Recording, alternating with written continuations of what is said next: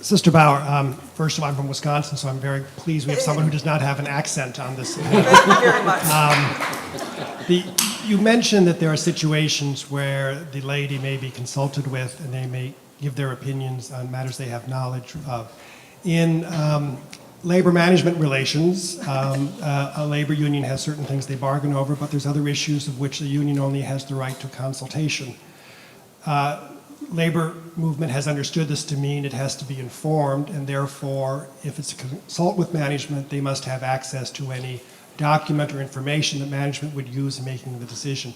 Is that either understood or implied in canon law when the laity are consulted with? They have the same access to the There are canons on when the law requires a superior to consult an individual or a body, such as a council. There are canons on how they must be convened.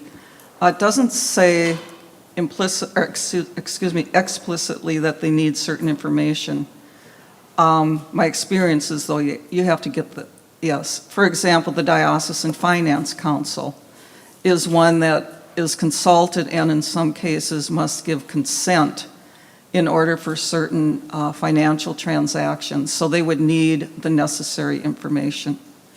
My own experience in my Benedictine community, and thank you for quoting the need to bring things to council, what we call council or chapter.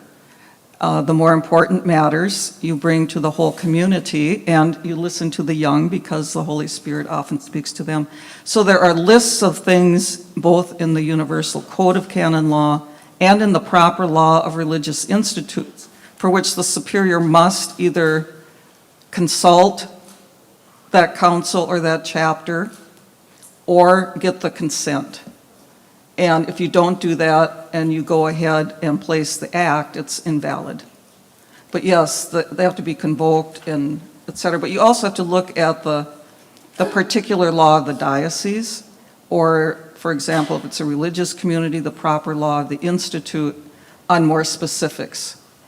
In our institute, it is possible to participate in a chapter via electronic means. So I get to sit in my easy chair here.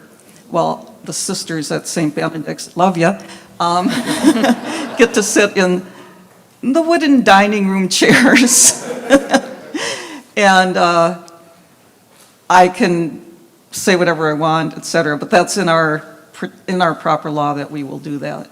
But so you always have to look at not just the code, but any, because not all the law of the church is in the code. The first thing you learn in canon law school. You have to look at other documents and then particular law.